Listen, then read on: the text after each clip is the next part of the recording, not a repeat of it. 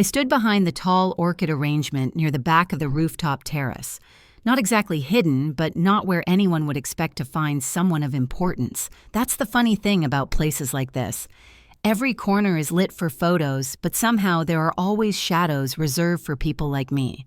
It had been over a decade since I last saw Elise in person, even longer since we had exchanged anything beyond the cold formality of family legal notices. And yet there I was, invited technically. A formal envelope arrived at my door 3 weeks ago, cream cardstock with silver embossing. No note, no hope you can make it. Just my full name correctly spelled, and an address printed with the same mechanical precision Elise had used her whole life to edit people out of hers. I came anyway. I wasn't sure why at first. Maybe it was curiosity. Maybe it was defiance. Or maybe, and this is what I admitted to myself while brushing my hair that evening, it was because part of me still wanted to see if she remembered what respect looked like. The venue was called Skyline Terrace, a place where the air smells like champagne and lavender soap, where every waiter glides like a magazine spread and every guest seems born camera-ready. I arrived exactly 15 minutes late. Not enough to be rude, just enough to avoid the awkwardness of cocktail chatter. They didn't see me at first, or maybe they did and chose not to. I wore navy blue, simple tailored. Not the kind of dress you photograph, but the kind you remember in retrospect, quiet, confident, not begging for attention. My heels clicked softly against the marble floor as I moved along the perimeter. I took a single glass of Prosecco and didn't touch it. Not because I was nervous, because I didn't want my hands to be full when the moment came. The evening moved like a script Elise had written. Laughter at the right cues, polite applause for a speech from Connor's father, Elise moving from table to table like a hostess born for approval. She looked beautiful, of course. She always did. That kind of beauty you can't quite call warm, but no one dares challenge. Her dress was pearl silk with a slit that said fashion and a neckline that whispered legacy. She knew how to fill a room, but she had never known how to share one. I kept my distance, until she saw me. It was quick a flicker across her face. Mid-sentence, mid-laugh, she saw me, and her voice caught. Just a breath too long between syllables. That pause said everything. Elise was not surprised I came. She was surprised I still existed. When the lights dimmed for dessert and the string quartet began their last song, Elise stepped forward with a glass in hand. Her heels echoed against the rooftop floor. People turned toward her as if it were reflex. She raised her glass with that same practiced smile she wore at 17 when she won the regional speech competition by memorizing something our grandfather wrote. "I want to thank you all for coming," she said, "and for supporting me and Connor through every stage of this beautiful journey. We're standing on the shoulders of those who raised us, guided us, and shaped us, those who held us up, and those who taught us what not to become." There was light laughter. Comfortable, predictable, until she went on. "Not everyone claiming family deserves that title," she said, lifting her chin just slightly. "Some wear disgrace like perfume. They think it fades if they smile enough." A pause. "And while tonight is about legacy, it's also about knowing when to leave the past behind. Let's toast to the future." I didn't blink. I didn't move. I had been called worse years ago, during the hearings. During the whispers after I refused to protect a family member who committed fraud in my courtroom. I didn't lie for him, and I didn't back down when the media circled like vultures. My refusal became their shame.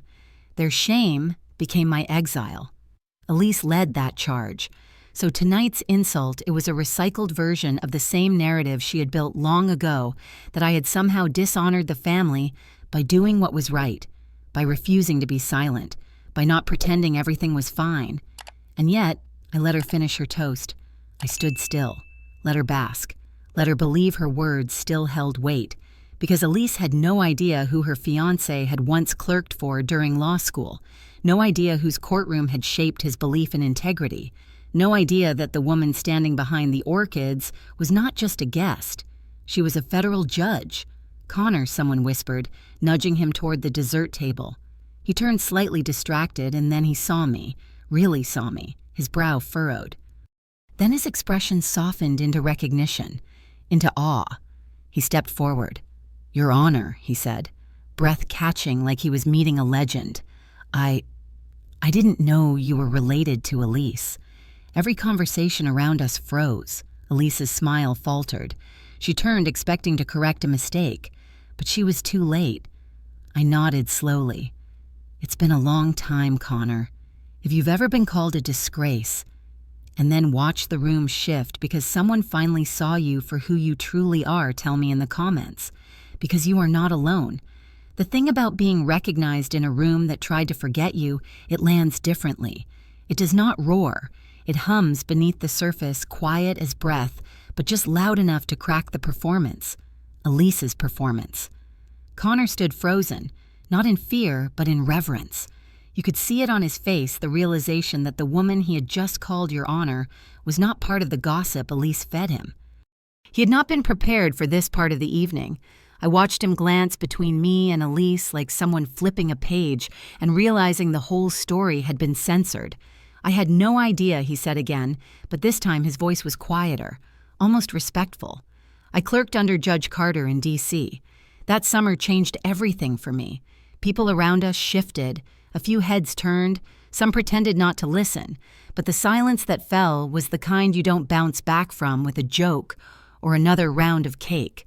Elise's smile pulled at the corners, but it wasn't working anymore. She looked like someone reaching for a curtain that was already torn down.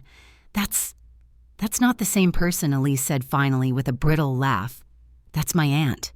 She used to be well, not anymore. She's retired now, right?" I didn't answer. Not because she was right, she wasn't, but because the room didn't need my clarification. Connor knew. The way he looked at me said he knew more than Elise had ever told him. The kind of knowing that didn't come from dinner conversations. It came from watching someone command a courtroom, from learning what dignity looked like when no one else in the room had it. "No," Connor said softly. "She was still active 2 years ago when she ruled on the Prosen case. That's the ruling I quoted in my thesis." I watched Elise's cheeks flush. Not the rosy kind that matched her lipstick, but the kind that happens when the room stops clapping and starts noticing. She opened her mouth, but Connor had already turned back to me. "You're one of the reasons I even went into appellate law," he said. "You told me to listen more than I speak, that I would understand people better if I let silence teach me." Elise looked like she wanted to scream. Instead, she laughed again. "Well, look at that. Small world, huh?" But no one joined in. She stepped closer to Connor, looped her arm through his too tightly. Her nails pressed into his sleeve. Her tone was still light, but her eyes had gone cold. "Let's not turn the night into a career reunion, sweetheart. People came to see us." He didn't answer right away. And in that space of silence, just a breath, Elise turned her eyes toward the event manager at the bar. "I know that look. It's the same one she gave a busboy when she was 16 and thought his apron was too wrinkled. The same one she gave me in court the day I testified against our uncle. That silent command, 'Remove the problem.' But I was no longer someone who could be dismissed with a look. I tilted my chin slightly. Not defiant, just steady. "I wasn't planning to stay long," I said calmly. "I came because Elise sent an invitation. I assumed it meant reconciliation. It meant courtesy," she snapped. Connor turned. "Elise?" She straightened. "We had to invite her. It would have looked worse if we hadn't." My mother insisted. There it was, the truth buried in social etiquette. She hadn't wanted me here. She wanted me contained like a bad headline reworded for the program brochure. I set my untouched glass down on the corner of the floral display. "Then I'll leave you to your evening," I said. "It was lovely, really. The view is stunning. And Connor, congratulations. You've chosen an interesting family to join." I meant it. Every syllable. Not bitter, not mocking, just a sentence Elise would have to replay later, wondering what part of it was the warning. As I turned to leave, Connor followed me a few steps. "Judge Carter, can I call you sometime?" "Not about Elise. About everything else." I nodded once. "Of course. You always ask the right questions." Behind us, I heard Elise's voice rise slightly. "Connor, we need to take photos." But he waited until I was at the elevator before he returned to her side. I pressed the button and waited. The rooftop lights glittered around me, but the night felt quieter now. I wasn't embarrassed. I wasn't angry. I was centered, like a line had finally been drawn and I hadn't needed to lift a finger. As the elevator doors opened, a young woman in a black jumpsuit stepped out. She held a clipboard, startled slightly as she recognized me. "Excuse me," she said, blinking. "Judge Carter. You probably don't remember me. I was one of the interns on the Green case. You were my role model." I smiled softly. "Then I hope you keep making decisions you can live with, even when they cost you things." She nodded, eyes wide. I stepped into the elevator and let the doors close behind me. If you've ever been labeled a disgrace but knew the truth in your bones, tell me in the comments. Because one day someone will call you by your real name, and they will say it with respect. The elevator hummed as it descended, warm and slow, like the breath I hadn't exhaled since Elise raised her glass. The marble walls blurred into gold as the rooftop slipped from view, but part of me stayed behind, not out of regret, but as witness. Sometimes closure isn't an explosion. Sometimes it's a hand resting on your own truth, finally unmoved by applause or accusation. Outside, the valet circle shimmered with city lights and formal farewells. I stepped into the cool Washington night, nodded at the driver who knew my rhythms, and settled into the leather seat with a quiet request. "Scenic route, please." I didn't want to go home yet, not because of Elise, because I needed to feel the city breathing, to remember I belonged to something wider than a last name or an old insult dressed in silk.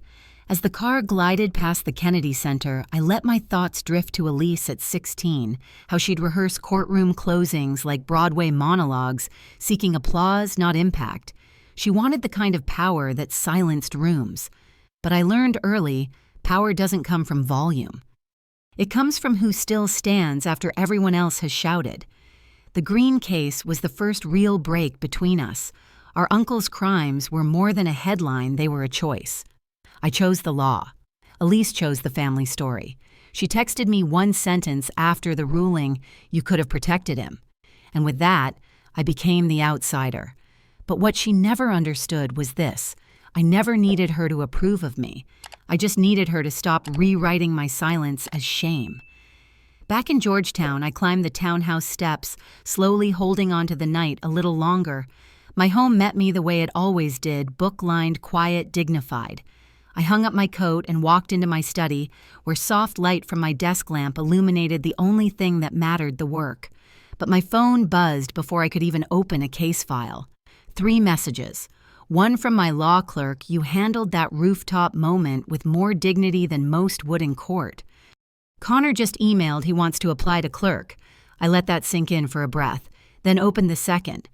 From an unknown number, "It's Connor. I wanted to thank you for tonight and for what you didn't say.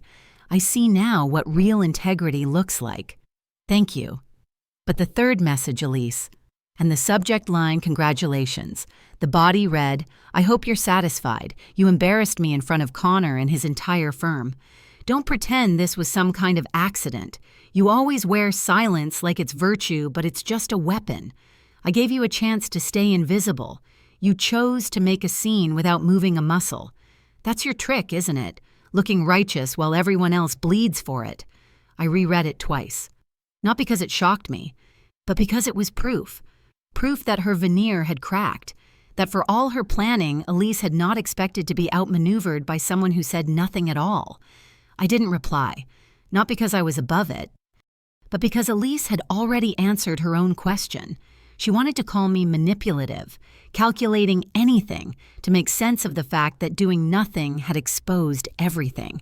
I turned off the phone, lit a small candle on the shelf by the window, let the wax burn slowly while the city beyond me dimmed into a soft hush. That message, it wasn't about me. It was Elise, writing to the part of herself that still believed the world owed her a spotlight. And in a way, I pitied her, because she had everything beauty, attention, approval, and still couldn't stand next to someone like me without feeling eclipsed. I stood there by the window still as the flame flickered, and for the first time in years, I felt no ache in my throat, no pressure in my chest, no need to defend myself. She had made the toast. But the room remembered the verdict. If you've ever stood in a room that once erased you and watched someone choke on the silence they created, tell me in the comments. Because grace doesn't need to shout, it just waits. The next morning began like most do for me. Quiet, deliberate, steady. I brewed my coffee the way I always had, strong with a touch of honey, and took it out to the small balcony that overlooked the Georgetown cobblestones below. For all the noise of the night before, the city was still asleep.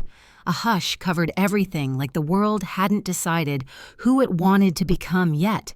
I sat in that stillness for a long time. Last night's messages echoed, but not loudly. I had lived through louder. I had stood before senators and litigants with more fire in their tone than Elise's midnight text. I had faced journalists, angry donors, and courtroom cameras. But no noise ever stung quite like the sound of a family member trying to erase your dignity under the glow of chandeliers. The difference now, I didn't flinch, and that more than any verdict I had ever written felt like justice. Around 9:00 a.m., a knock came, not the buzzer. A physical knock. I opened the door to find my sister Elise's mother standing there, dressed in a pressed camel coat, pearl earrings, and a neutral expression she had perfected over decades. Behind her, a black town car idled at the curb, waiting. "Can I come in?" she asked, her voice clipped, but not unkind. I stepped aside, motioned her toward the parlor. She walked in like someone checking for dust, hands folded at her waist. The last time she'd entered my home, it had been to drop off boxes after the Green scandal.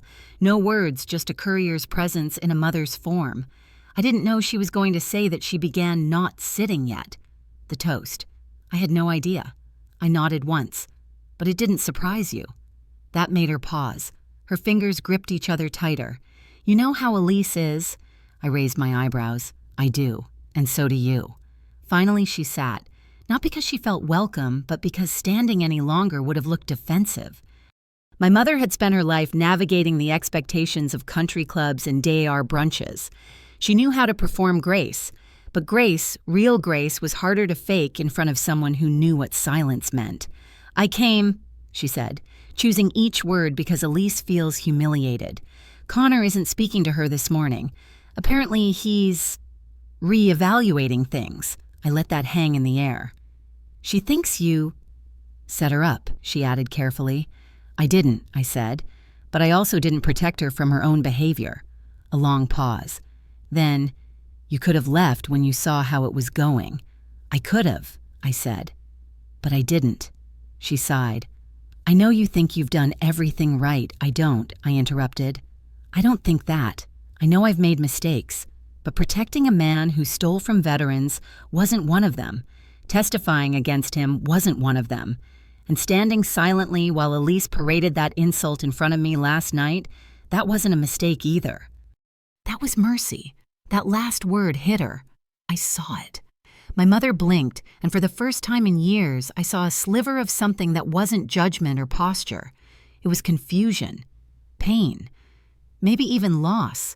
"Elise is spiraling," she said almost too quietly. "She thinks she's ruined everything. She hasn't ruined anything I said. She's revealed who she is. That's not the same thing." My mother looked at me like she was seeing me from a distance she didn't know how to cross. Maybe she never would, and maybe that was all right. "I wanted you to be someone else," she admitted. I nodded. "You raised me to be someone else, but I became this, and I'm not sorry." Neither of us spoke for a while. Outside, the wind stirred the ivy on the brick wall. She eventually rose to leave, smoothing her coat, as she always did, like control could still be ironed into place. "I told Elise to apologize," she said before reaching the door. "I don't need her apology," I replied. "But Connor deserves the truth." She nodded once, her face unreadable, and left without another word. I closed the door gently and returned to my study. I had a stack of case files to review. 2 decisions pending, a student memo waiting for notes, and a clerkship letter to draft for a young man named Connor, who had just seen what integrity looks like when it's called a disgrace. Later that afternoon, my law clerk peeked into my office. "Judge Carter, there's someone downstairs. He doesn't have an appointment." I looked up. "It's the fiancé," she said. I stood. Connor waited in the small visitor's lounge with his coat folded over his arm and a paper bag of something warm. He rose when he saw me. "I brought coffee," he said. "Didn't know if you had a favorite." "I do," I said. "But it's not about the coffee." He sat across from me, nervous but grounded. She told me some version of the story last night, but it never included you, not fully. That's how stories work, I said. People cut out what they can't control. He nodded. I want a clerk for you.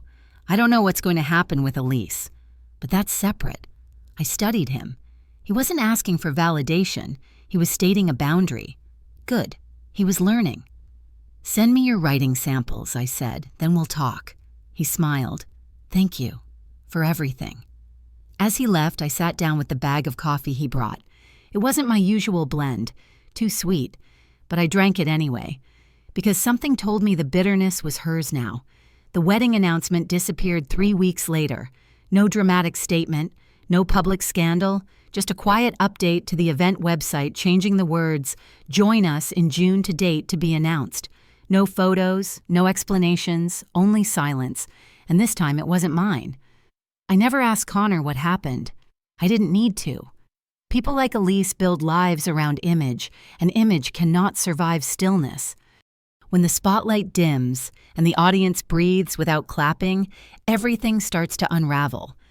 That silence she used to despise in me, it had become her undoing. I was in chambers the morning my clerk slid a note across my desk. He's back, downstairs. I knew who he was. Connor had come by once since that afternoon in the lounge asking for guidance on a new legal writing submission. I'd reviewed his draft and sent notes, but this visit felt heavier, the kind of arrival you don't schedule through email. He was waiting on the bench outside my office when I opened the door. This time, no coffee in hand, just a tired expression and a small folder tucked beneath his arm. "Good morning, Connor." "Judge Carter," he said, standing. "May I speak with you?" I motioned him inside. We sat without pretense. No introductions, no pleasantries. He placed the folder on the edge of my desk but didn't open it yet. "Elise and I called it off," he said simply. I stayed still. "She said some things after the engagement party," he continued. "At first I thought it was stress, but it wasn't. It was control. Fear dressed up as confidence. And I started seeing the pattern. Which pattern? The one where everyone else is either a threat or a prop." I nodded once. "She said you came to the party to humiliate her, that you always do things in shadow so people think you're noble." He looked down at his hands, then back at me. "But I saw the footage. Someone had a phone on the dessert table. I watched your face while she spoke. You didn't move. You didn't even look away. You didn't try to make a scene." "No," I said. "I didn't." I realized then, he said, voice quiet now, that Elise wasn't afraid of what you said. She was afraid of what you didn't need to say. He exhaled. "That kind of power, it's terrifying to people who only feel strong when they're speaking." He finally opened the folder. A clerkship application. Full packet. "Essays resume references. I want to apply," he said. "Formally. I've waited long enough to stop apologizing for how much I admired you. I accepted the file, but more than that, I accepted what it meant. You don't need to thank me," I said. "But I hope you thank yourself one day for listening." As he left, I stood by the window and watched him disappear into the stream of people outside. Elise once said I use silence as control. What she never understood was that silence isn't control, it's clarity. It forces people to fill the space with what's real. And when they do, their truth arrives whether they're ready or not. That evening, I received an email from Elise. The subject line read, "I need you to hear this." There were no pleasantries. No greetings, only this. "I know you think you've won. I know you think Connor left because of you, but you never knew what it was like being compared to you. Even when you disappeared, they still talked about you like you were the one who did it all right. I was trying to survive in the same house that turned you into a saint and me into an act. So yes, I used words. I used what I had, and I shouldn't have. But don't pretend you don't have your own way of making people small." There was no apology, but there was something almost braver, a confession. I didn't reply, not because I was cruel, but because that letter wasn't meant for me. It was Elise writing to the version of herself she couldn't reconcile. I hope she keeps writing. I hope one day she learns how to finish a sentence without burning someone else to do it. The following week, Connor returned once more, not as a visitor, but as an accepted law clerk. He arrived early on his first day. Pressed suit, modest tie, no arrogance in his walk. Just calm. "You ready?" I asked. He nodded. More than I've ever been. We entered the courtroom that morning for a preliminary hearing. The bench felt familiar beneath my palms, cool and sturdy. The gallery was quiet, just a few people waiting to be heard. Connor sat to my left notepad, ready, listening more than he wrote. At one point I looked over. He wasn't watching the attorneys. He was watching me, not out of admiration, but awareness. That was the moment I knew he had learned the right lesson. When the hearing ended, he followed me back to chambers.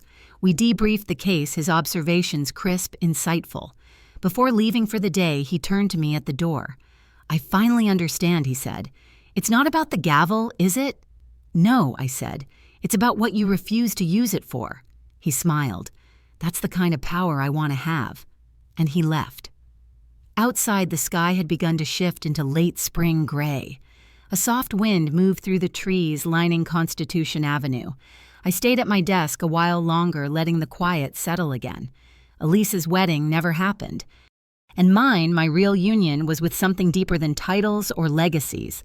It was with truth, with stillness, with knowing that no matter what they called me, I never had to say a word back to be heard. The courthouse emptied slowly that evening. One by one, the clerks tucked away their files. Keys clicked.